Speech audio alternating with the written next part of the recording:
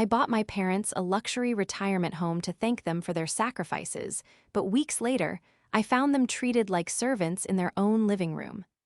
My sister-in-law had taken over. So, I crashed her party, dropped the deed on the table, and watched her smile vanish.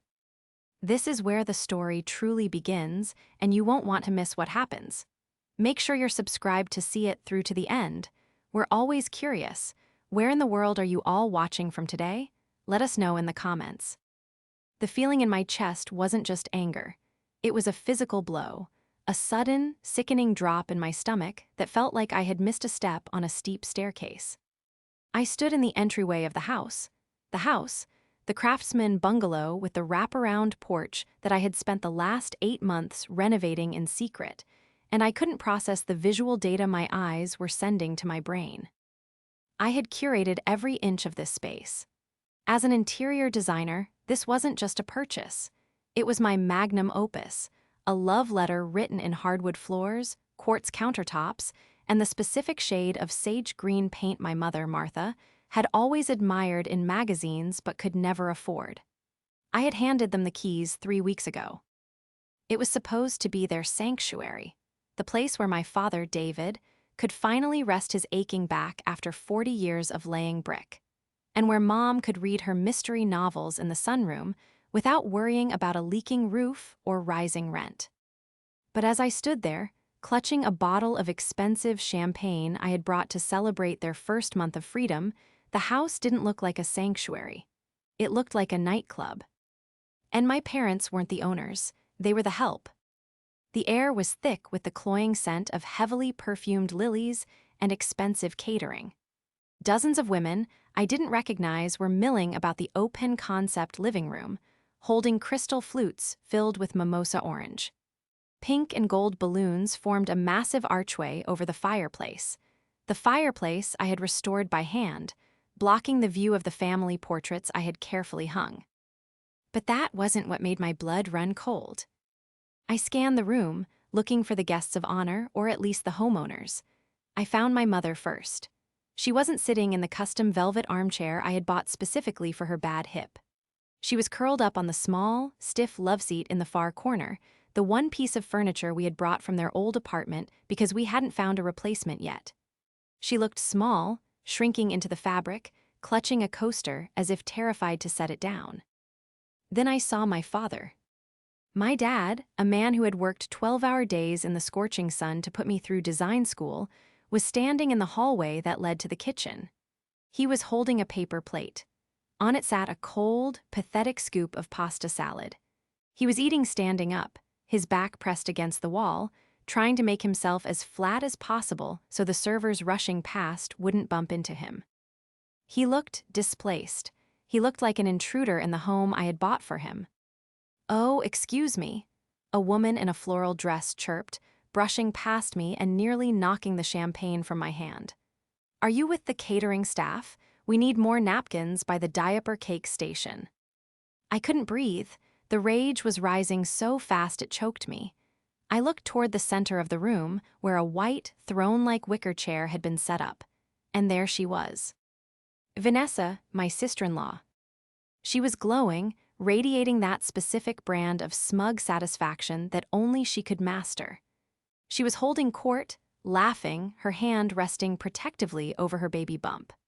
My brother, Jason, was hovering nearby, holding a tray of appetizers, looking less like a father-to-be and more like a nervous waiter. "This house is just perfect for us," I heard Vanessa say, her voice carrying over the low hum of jazz music. "We really needed the space. You know how it is, expanding the legacy." My grip tightened on the champagne bottle until my knuckles turned white. I had walked into a war zone I didn't know existed, and the casualties were the 2 people I loved most in the world. The betrayal wasn't just in the theft of the space, it was in the erasure of their dignity. I didn't scream. I wanted to. I wanted to hurl the champagne bottle into the center of the diaper cake and scream until the windows rattled. But years of navigating high-stakes, real estate deals, and managing difficult clients had taught me one thing: emotional outbursts get you ignored. Cold, calculated strategy gets you results. I took a deep breath, forcing my heart rate to slow, and stepped fully into the room. I navigated through the sea of pastel dresses, dodging the women who were oohing and awing over the crown molding I had installed. I made a beeline for my father. "Dad," I whispered, coming up beside him. He jumped, startled, nearly dropping his paper plate. When he saw it was me, a look of profound relief washed over his face, followed immediately by shame. He tried to hide the plate behind his back, like a child caught snacking before dinner. "Georgia," he said, his voice raspy, I didn't know you were coming today." "I didn't know there was a party," I said, my voice low and dangerous. "Why are you eating in the hallway? Why aren't you sitting at the table?" Dad looked down at his shoes, scuffed work boots that looked jarringly out of place against the polished hardwood. "Oh, well, you know, Vanessa needed the table for the gifts, and the chairs are all taken by her friends. It's fine, really. I don't mind standing. Keeps the circulation going." He forced a weak smile that broke my heart into 1,000 jagged pieces. "And Mom," I looked toward the corner. "Why is she squeezed into the corner like a piece of old luggage?" "She's just resting," Dad said, but his eyes wouldn't meet mine. "Vanessa said the main seating area was for the active guests. You know, the younger crowd. Mom didn't want to be in the way of the photos." "In the way?" I felt a tap on my shoulder. I turned to see Vanessa. She didn't look happy to see me. She looked annoyed, like I was a stain on a newly cleaned rug. "Georgia," she said, her smile tight and not reaching her eyes. "You're here. We didn't think you'd make it. Jason said you were busy with some big project in the city." "I decided to surprise Mom and Dad," I said, keeping my face impassive. "Since, you know, this is their house." Vanessa let out a small, dismissive laugh, waving her hand as if swatting away a fly. "Oh, sure, but we're all family, right? And honestly, look at this place. It was just screaming for an event like this. Martha and David barely use the living room anyway. They prefer the quieter corners." "They prefer them?" I asked, tilting my head. "Or were they told to stay in them?" Vanessa's smile faltered for a fraction of a second, but she recovered quickly. She stepped closer, lowering her voice, her tone shifting from hostess to conspirator. "Look, Georgia, let's be real. They're old. They don't need all this space. Jason and I are the ones building a future. We're the growing family. It just makes sense for us to maximize the utility of the property. We've actually been discussing some changes for the nursery upstairs." The nursery, the room I had designed as a hobby room for my mother's sewing. "Changes," I repeated, my voice flat. "Yes," Vanessa said, preening slightly. "The lighting in there is terrible for a baby, and we need to repaint. That sage green is a bit dated. We were thinking a soft gray." I looked over her shoulder at Jason. He saw me looking and immediately pretended to be very interested in a tray of deviled eggs. He knew. He knew exactly what was happening, and he was letting it happen because it was easier than standing up to her. "I see," I said, "so you've moved in." "We're transitioning," Vanessa corrected, smoothing her maternity dress. "It's better for everyone. We can help take care of them and we get the space we need. It's a win-win." She looked at me with such absolute confidence. She truly believed that possession was 9/10 of the law. She believed that because she was pregnant, and because my parents were too kind to say no, she had won. She thought this was her house now. She turned back to her guests, clapping her hands. "Okay, everyone, gift opening time." I watched her walk away, treating me like a guest in the home I paid for. She thought she held all the cards. She thought my silence was submission. But she had forgotten one crucial thing. I reached into my oversized tote bag. My fingers brushed against the cool, crisp paper of the folder I had brought with me. I hadn't brought the deed to give to my parents today. They already knew I bought the house. I had brought the official recorded deed because I wanted to show my dad his name on the county paperwork to prove it was real. But looking at it now, I realized it was more than paperwork. It was ammunition. To understand why the sight of my father eating cold pasta in a hallway broke me, you have to understand who David and Martha are. They are the kind of people who apologize to the table when they bump into it. My father spent 35 years as a bricklayer. His hands are permanently calloused, his back permanently curved. He never bought a new car. He drove a succession of rusted beaters so that he could pay for my art supplies and Jason's hockey gear. My mother worked nights stocking shelves at a grocery store so she could be home when we got off the school bus. They never asked for anything. When I started making real money with my design firm, Georgia Designs, and then later through flipping real estate, I had to practically force them to accept gifts. Buying this house was supposed to be the finish line. It was a $45,000. Zero cottage in a quiet, upscale neighborhood. I had liquidated a significant portion of my stock portfolio to pay for it in cash. I wanted them to have zero mortgage, zero worry. I wanted them to have a garden. I wanted them to have dignity. And then there was Vanessa. Jason had met her 3 years ago at a marketing conference. At first, she seemed fine, ambitious, polished, perhaps a bit high maintenance, but Jason seemed happy. He was a soft-spoken guy, an accountant who hated conflict, and he seemed to like having someone who made all the decisions. But as the wedding approached, the cracks started to show. Vanessa didn't just have preferences, she had demands. She demanded my parents pay for a rehearsal dinner they couldn't afford. She demanded I design their apartment for free, then complained that the furniture I sourced at cost wasn't luxury enough.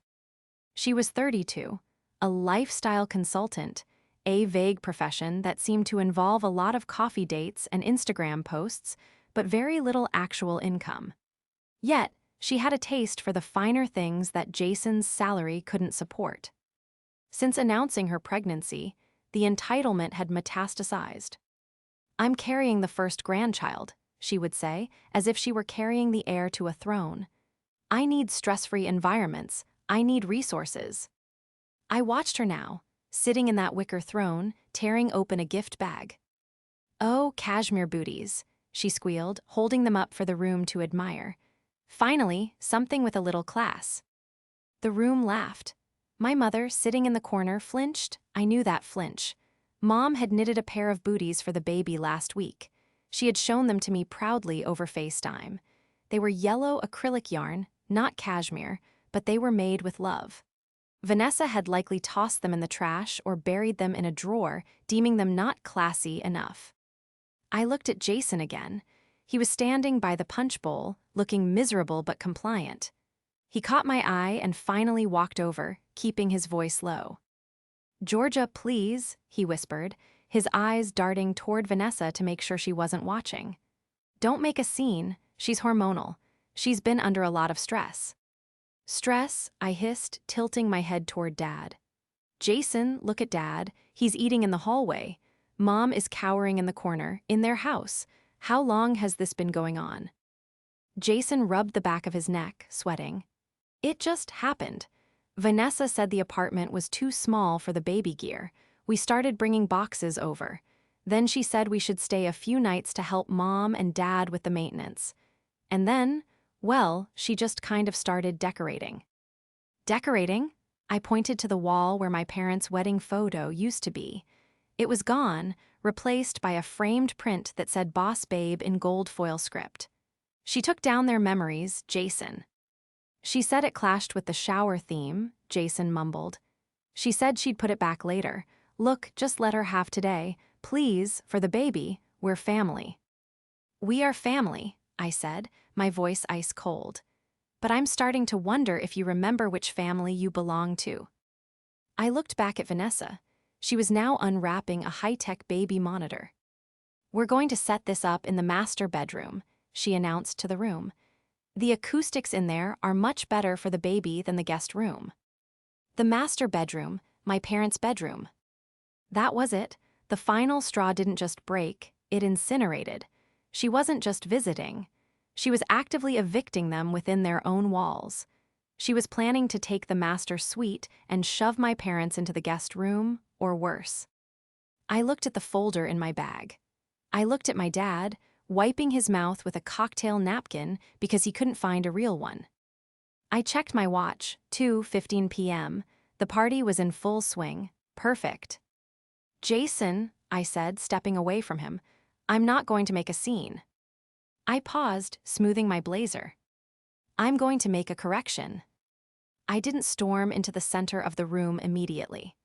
That would have been the emotional reaction, the reaction of a sister defending her brother. But I wasn't just a sister right now. I was a landlord, an investor, and a woman who knew that in any negotiation, information was the currency that bought you the win. I needed to know the extent of the damage. I need to use the restroom, I said to Jason, my voice deceptively calm. He looked relieved, thinking I was retreating. Yeah, sure, upstairs. The downstairs one is, well, Vanessa is storing the extra gifts in there. Of course she was. I walked past my father, who was still picking at his pasta salad, and squeezed his shoulder gently. Don't go anywhere, Dad, I whispered. I mean it. I climbed the stairs, the oak treads I had lovingly refinished feeling solid beneath my heels. As soon as I reached the landing, the noise of the party faded into a dull roar, replaced by a different K. End of tension. The air up here smelled different, sharper.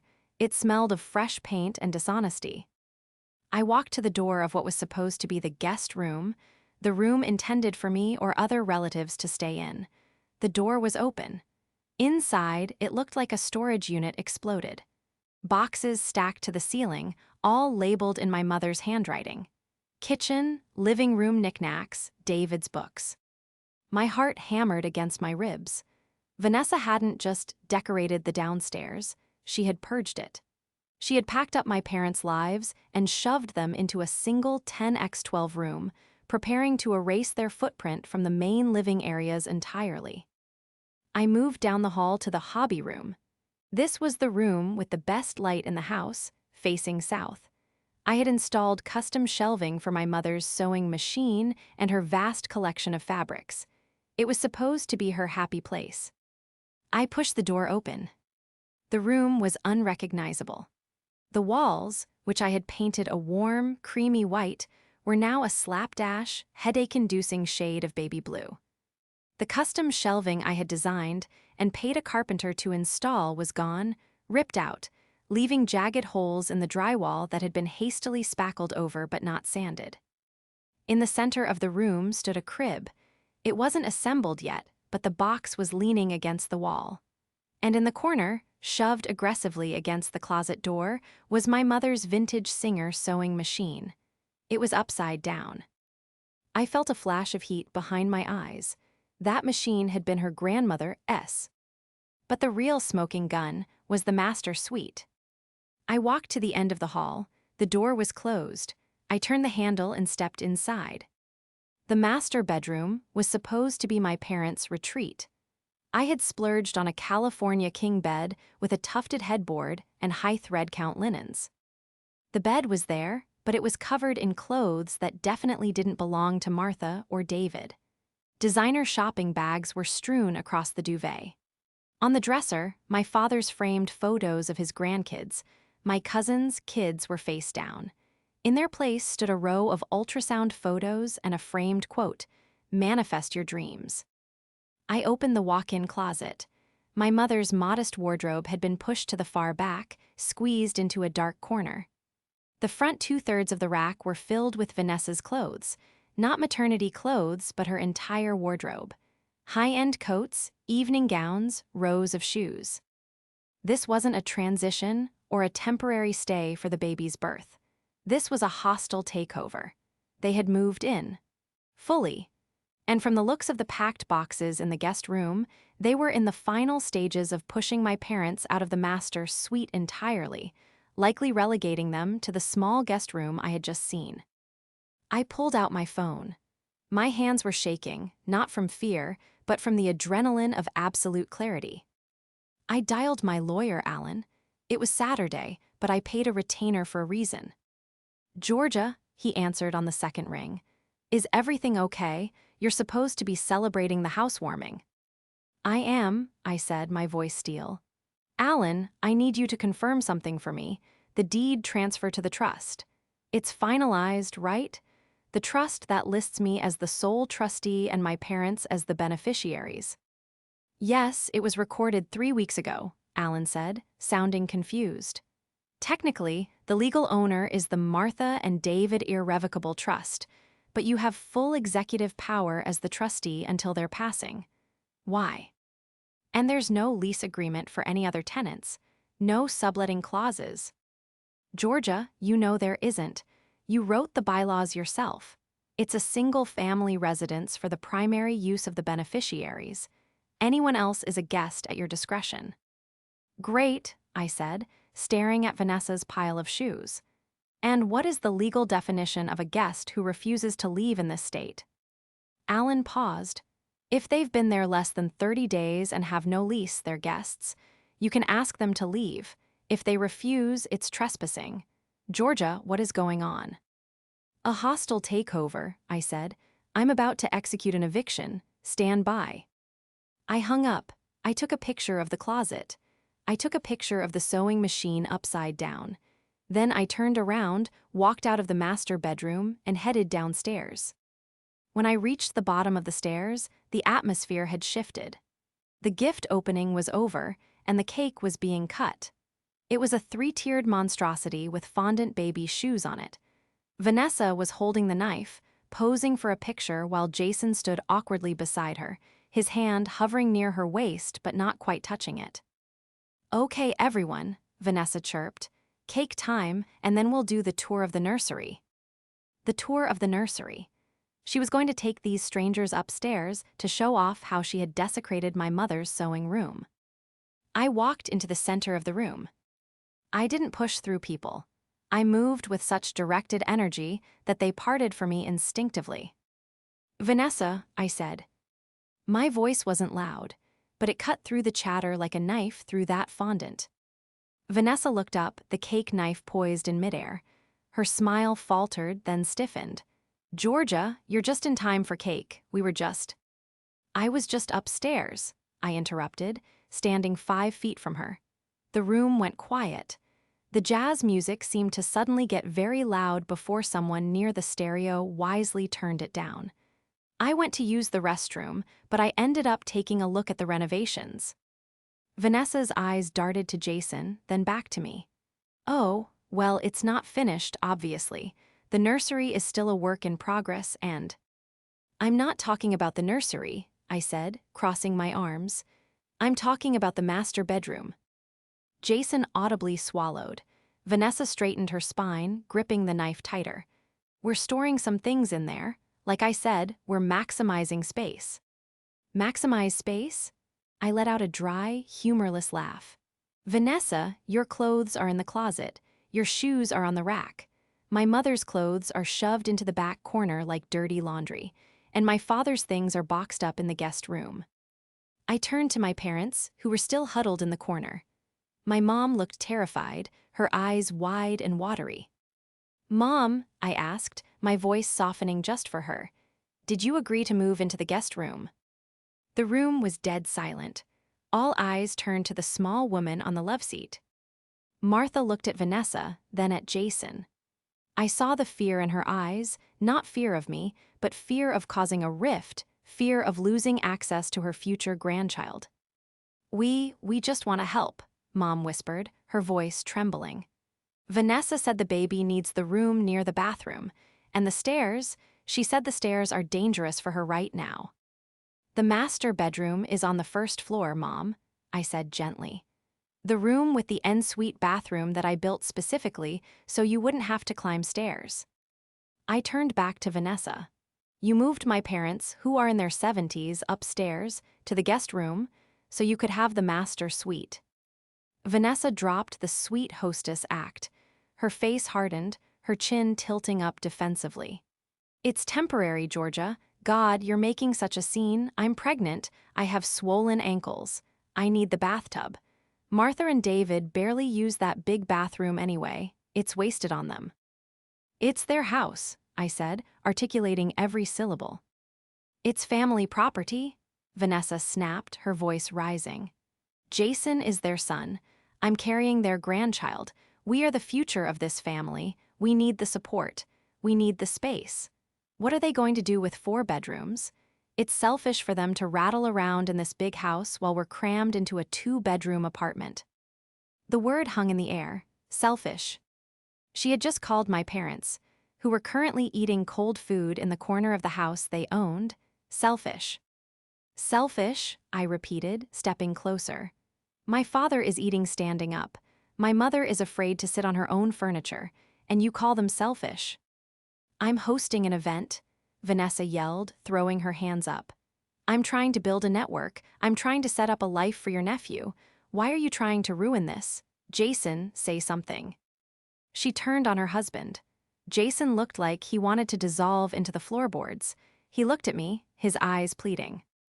Georgia, he mumbled, let's just talk about this later, not in front of the guests. No, I said, we're talking about it now, because later implies there's a negotiation, and I need to make it very clear that there isn't one. You're unbelievable, Vanessa scoffed, shaking her head at her friends, looking for validation. A few of the women murmured in agreement, shooting me dirty looks. To them, I was the jealous sister-in-law ruining a pregnant woman's special day. She's always been like this, Vanessa told the crowd, creating her own narrative in real time. Controlling, jealous that she doesn't have a family of her own. She thinks because she helped with the design, she owns the place. She turned back to me, her eyes narrowing. Let's get the facts straight, Georgia. Jason and I are taking over the payments. We discussed it with David last week. We're going to pay the mortgage, so technically, this is going to be our house. We're doing them a favor by taking the financial burden off them so they can relax. I froze. I looked at my dad. He was staring at the floor, his face bright red. Dad, I asked, did they tell you they were taking over the mortgage? Dad nodded slowly. Jason said, he said the taxes and the insurance and the mortgage were going to be too much for us on a fixed income. He said if they moved in, they'd pay the monthly note. It seemed fair. My blood boiled. This was the manipulation. This was the con. Vanessa, I said, my voice dangerously low, there is no mortgage. Vanessa blinked. What? There is no mortgage, I repeated, louder this time. I didn't help with the design. I bought this house. Cash, $450,000. I paid the property taxes for the next 5 years in advance. I paid the insurance in full. I took a step forward, closing the gap between us. There is no financial burden, Vanessa. The only burden in this house is you. The gasps from the guests were audible this time. Vanessa's face went pale, then blotchy red. She looked at Jason. You said we were taking over the mortgage to get on the deed. Jason flinched. I assumed there was a mortgage. Most houses have mortgages. You assumed, I said, looking at my brother with a mixture of pity and disgust. You tried to trick our parents into signing over ownership rights in exchange for paying a debt that didn't exist. We weren't tricking them, Vanessa shrieked, her poise completely gone. We're family. It all goes to us eventually anyway. We just accelerated the timeline because we need it now. Do you have any idea how expensive babies are? Do you have any idea the lifestyle we're trying to maintain? I don't care about your lifestyle, I said. I care about the fact that you ripped out my mother's sewing room. It's a nursery, Vanessa screamed. I need a nursery, you're being hysterical. Look, fine, you paid for the house. Good for you, moneybags, but possession is what matters. We live here, our stuff is here. We're receiving mail here. You can't just kick out a pregnant woman and her husband. We have rights. We're tenants. She crossed her arms over her chest, a smug, triumphant look returning to her face. She thought she had me. She thought she knew the law. She thought that because she had moved her shoes in, she was untouchable. I'm glad you brought that up, I said. I reached into my bag. The rustle of the paper was the only sound in the room. I actually spoke to my lawyer, Alan, about 3 minutes ago, while I was upstairs looking at the damage you caused to my property. I pulled out the blue folder. I didn't open it yet. I just held it, tapping it against my palm. You see, Vanessa, to be a tenant, you usually need a lease, or you need to have paid rent. You've done neither. According to state law, since you've been here less than 30 days, which I can prove, since I have the text messages from Jason asking for the gate code 3 weeks ago, you are considered guests at will. Vanessa's smirk wavered. We've been here, well, it feels like longer. You can't prove when we moved in. I have the security camera logs, I lied smoothly. I didn't, but she didn't know that. And I have the dated receipts from the movers you hired. Don't try to bluff me, Vanessa. I do this for a living. I opened the folder. I pulled out the deed of trust. It was a thick document, embossed with the county seal. This, I said, holding it up so everyone could see the gold stamp, is the deed. It lists the owner of this property as the Martha and David Irrevocable Trust. And do you know who the sole trustee is? I looked her dead in the eye. Me. I slammed the deed down on the table, right next to the cake. The plastic stand rattled. And as the trustee, I said, my voice ringing out with the finality of a judge's gavel, I am officially revoking your guest privileges. The silence that followed my declaration was heavy, suffocating. It felt as if all the oxygen had been sucked out of the room, leaving only the scent of expensive perfume and the distinct smell of panic. Vanessa stared at the deed on the table. For the first time since I had known her, she looked genuinely unsure of her footing. But Vanessa was a creature of ego, and when cornered, ego doesn't surrender, it lashes out. She let out a sharp, incredulous laugh. It sounded brittle, like glass breaking. You're revoking guest privileges, she repeated, looking around at her friends as if inviting them to share the joke. Did you hear that? She thinks she can just kick us out.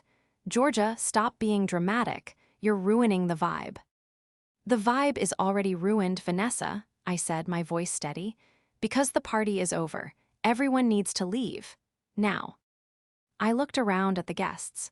I apologize for the inconvenience, but this event is canceled. Please take your gifts and exit the premises immediately. A few of the women started to shuffle awkwardly, reaching for their purses. The spell of Vanessa's influence was breaking.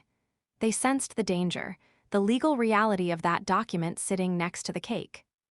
No one is going anywhere, Vanessa shrieked, stepping in front of the door like a guard dog. This is my baby shower. These are my guests. You don't get to command my friends. She turned on me, her face twisting into a mask of pure malice. You're just jealous, Georgia. You've always been. Jealous? You're a lonely, bitter spinster with a bank account but no life. You buy things for people because you think it buys their love. Well, guess what? It doesn't. Jason and I are the ones who are actually here. We're the ones giving them a grandchild. You're just the wallet. The insult hung in the air, cruel and calculated. I saw my mother flinch in the corner. I saw Jason cover his face with his hands. But I didn't flinch. I felt a strange sense of calm. She had just shown everyone exactly who she was. I may be the wallet, I said softly, but right now, the wallet is closed. And since you brought up the topic of giving things to our parents, let's talk about what you were planning to take. I turned to the guests, raising my voice slightly so the women near the back could hear. Before I came down here, I checked the public records on my phone. Vanessa mentioned earlier that they were taking over the mortgage to help my parents. But since there is no mortgage, I dug a little deeper into why she would need my parents to sign paperwork. I looked at Jason. He went pale. Jason, did you know that Vanessa has a pending lien on her credit report? And that she was trying to get Mom and Dad to co-sign a home equity line of credit on this property? Jason's head snapped up. What? No, she said. She said it was just transfer papers for the utility bills. She lied, I said, pointing at Vanessa. She was trying to leverage the equity in this paid-off house, my paid-off house, to take out a loan in Mom and Dad's name. She wasn't paying their bills. She was planning to use their home as an ATM to fund her lifestyle. The room erupted in whispers. The guests were no longer confused. They were scandalized. Attempting to trick elderly in-laws into debt was a line that even the most entitled social climber knew not to cross. Vanessa's face went from red to a ghostly white. That's a lie. You're making that up. Am I? I pulled up the email on my phone from my lawyer, who had done a quick search while I was on the line earlier. I have the inquiry right here. Applicant, Vanessa Miller. Co-signers, David and Martha Miller. Collateral, residential property. I held the phone up. Vanessa lunged for it, but I stepped back. It's fraud, Vanessa, I said coldly. And since I am the trustee, I am the only one who can authorize a lien. You were trying to bypass me. You were trying to steal from them. Vanessa looked around, desperate for an ally. She grabbed Jason's arm. Jason, do something. She's humiliating me. She's stressing the baby. Tell her to get out. Jason looked at his wife. He looked at the deed on the table. He looked at the inquiry on my phone. And then he looked at our father, still holding his paper plate in the hallway. For the first time in his life, Jason pulled his arm away. You lied to me, Jason whispered. You told me the house had a mortgage. You told me we were helping them. I did it for us, Vanessa screamed, her voice cracking. For our family, for your son, who cares how we get the money. They don't need it. They're old. They're just sitting on a gold mine while we struggle. Get out. The voice didn't come from me. It didn't come from Jason. We all turned. My mother, Martha, had stood up. She was no longer shrinking into the corner. She was standing tall, her hands trembling not from fear, but from rage. She walked over to the table, picked up the Boss Babe framed print that Vanessa had used to replace their wedding photo, and dropped it into the trash can. The sound of the frame hitting the bottom of the bin was satisfyingly loud. Mom, Vanessa whispered, her eyes wide. Mom, you don't mean that. Think about the baby. Do not use that child as a shield, Mom said, her voice shaking with an intensity I had never heard before. I raised 2 children in a 1-bedroom apartment while working nights. We never stole, we never lied, and we never ever treated family like servants. Mom pointed to the door. Her finger was steady now. This is Georgia's house. She bought it for us. And you have disrespected her, you have disrespected your father, and you have disrespected me. You are not welcome here. Take your balloons, take your cake, and get out. But where will we go? Vanessa stammered, tears finally streaming down her face, tears of defeat, not sorrow. We gave up our apartment, we have nowhere to go. You have parents, my father spoke up, stepping forward to stand next to Mom. He put his arm around her. I suggest you call them, because you aren't staying here, not tonight, not ever. Vanessa looked at the crowd of women who were now actively fleeing the scene, leaving gifts behind in their haste to escape the drama. She looked at Jason, who was staring at the floor, refusing to meet her gaze. She looked at me, the immovable object. She let out a scream of frustration, grabbed her purse, and stormed out the front door, slamming. Gee, it's so hard the windows rattled. Silence returned to the room, but this time, it wasn't heavy. It was the silence of a storm that had finally passed. The next 3 hours were a blur of activity, but it was a cleansing kind of work. I didn't let Jason leave immediately. I made him help. You're going to pack everything, I told him. Every piece of clothing, every box, every decoration she put up. I want it all in the garage by sunset. You can rent a U-Haul tomorrow to pick it up. Jason didn't argue. He moved like a ghost, his eyes red and puffy. He spent an hour in the master bedroom, stripping the bed and moving Vanessa's clothes into trash bags because we didn't have enough suitcases. I watched him carry the bags out, one by one, his shoulders slumped under the weight of his own complicity. While he packed, I called a locksmith. By 5:00 p.m., the locks were changed. I went into the hobby room and dragged the crib apart.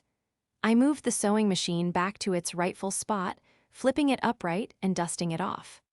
I found the box labeled David's books in the guest room and brought it downstairs, placing it back on the shelf next to his recliner. By 7:00 p.m., the house looked like a home again. The balloons were in the trash. The smell of cloying lilies had been replaced by the fresh breeze coming through the open windows. Jason stood by the front door, holding the last box of his own things. He looked at Mom and Dad, who were sitting on the couch, their couch, drinking tea. "I'm sorry," Jason choked out. "I didn't know about the loan, I swear. I wanted to make her happy. I thought if I gave her what she wanted, she'd stop being so angry." Mom stood up and walked over to him. She hugged him, but it was a different kind of hug. It was the hug of a mother who loves her son but is disappointed in the man he has become. "Love isn't about giving someone what they want at the expense of everyone else," she said gently. "You have a lot of work to do, Jason, on yourself, and on your marriage, if there's even a marriage left to save." Jason nodded, tears spilling over. "I'm going to stay at a motel tonight. Vanessa went to her mom's. I think I need some time alone." He looked at me. "Thank you, Georgia, for stopping it. I don't think I could have." "You could have," I said sternly. "You just didn't. Next time, don't wait for your big sister to save you." He nodded and walked out into the twilight. I locked the new deadbolt behind him. The sound of the lock clicking into place was the most beautiful sound I had ever heard. I turned back to the living room. Dad was already back in his recliner, his feet up. Mom was patting the cushion of the velvet armchair. "Come sit, Georgia," she said. I sat down. For a long time, we didn't say anything. We just sat there, reclaiming the space with our presence. "I'm sorry I didn't tell you sooner," Dad said eventually, staring at his hands. "We didn't want to worry you. We didn't want to cause a fight between you and your brother." "Dad," I said, reaching over to hold his rough, calloused hand. "You didn't cause this. They did. But promise me something. Promise me you'll never let anyone treat you like a guest in your own home again, not even family." "I promise," he said, squeezing my hand. "And Georgia," Mom added, a mischievous twinkle returning to her eye. "Can we paint the hobby room back to white? That blue is truly hideous." I laughed. It was a genuine, full-bellied laugh that released all the tension of the day. "Yes, Mom, we can paint it whatever color you want. I'll pick up the supplies tomorrow." 3 months later. The house is finally perfect. The sage green paint is back on the walls, the garden is blooming. As for the fallout, it was swift and brutal for Vanessa. The attempted fraud with the home equity loan was a step too far. When her parents found out she had been evicted and tried to trick us, they took her in, but on strict conditions. She's living in their basement now, apparently quite humbled by the lack of luxury. Jason filed for divorce 2 weeks after the baby shower. It turns out the mortgage scam wasn't the only financial secret she was keeping.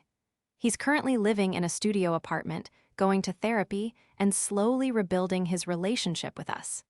He comes over on Sundays to mow the lawn for Dad, not because he has to, but because he wants to. I visited my parents yesterday. When I walked in, Mom was in her sewing room, the sun streaming in over her shoulder as she worked on a quilt. Dad was in the living room, asleep in his recliner with a mystery novel on his chest. They weren't guests, they weren't servants, they were the owners. And as I watched them, peaceful and safe, I knew that every penny, every argument, and every second of that confrontation had been worth it. I had bought the house with money, but I had secured their home with the truth.